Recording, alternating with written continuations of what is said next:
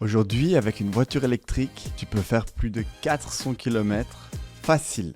Donc, si tu fais pas au moins une pause de 20 minutes tous les 300 km environ, tu devrais.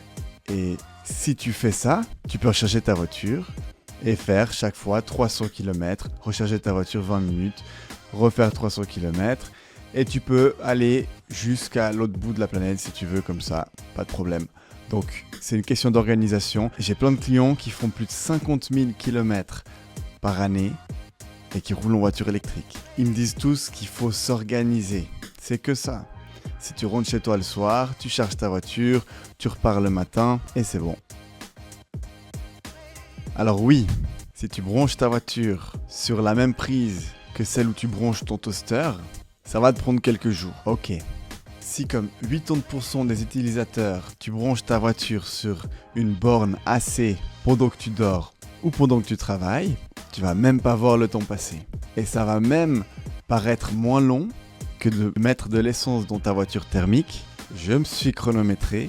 La dernière fois que je l'ai fait, j'ai fait 4 minutes et 36 secondes, qui m'ont paru une éternité. En plus, sur les plus de 14 800 bornes électriques publiques qu'on a en Suisse, plus d'une borne sur 6 sont des bornes rapides, c'est-à-dire que tu peux charger ta voiture à 80% en seulement 20 minutes.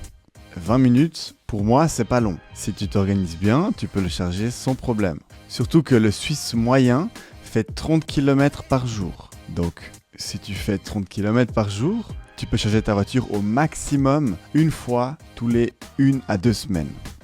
C'est tout à fait possible de s'organiser pour charger sa voiture 20 minutes une fois par semaine, soit pendant que tu vas faire les courses, soit pendant que tu vas acheter un café sur une station d'autoroute. Donc même si tu n'as pas une borne de recharge chez toi ou sur ton lieu de travail, tu peux recharger ta voiture facilement. Ouh là, ça me tend.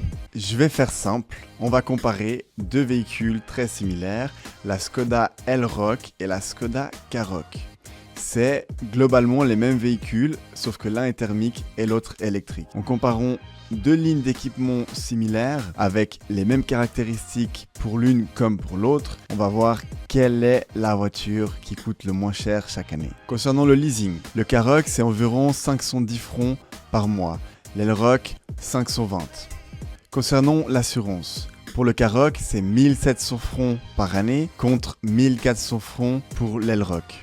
Concernant les taxes maintenant, pour le canton de Vaud, là où j'habite, 500 francs par année pour le Karoq contre 90 francs par année pour l'Elroq. Et la consommation maintenant, pour le Karoq, 2100 francs par année contre 600 francs par année pour l'Elroq. Et ça, seulement si t'as pas de panneau solaire chez toi. Et je t'épargne le calcul, donc pour le Karoq, ça fait environ 10 400 francs annuels contre 8 300 francs pour l'Elroq.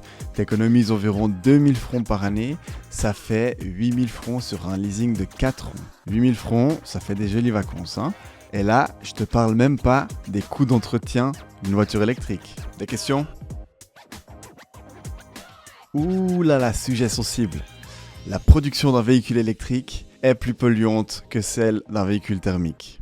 Mais c'est très vite compensé par les émissions de CO2.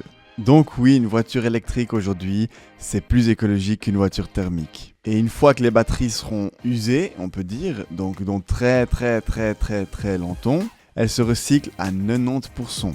Et finalement, un argument qui va mettre tout le monde d'accord, un véhicule thermique, ça pollue l'air qu'on respire tous les jours quand on se promène en ville ou au bord d'une route. Avec des véhicules électriques, pas de pollution, donc ça a un impact énorme sur l'être humain. Et ça, on n'en parle pas assez, c'est souvent laissé de côté.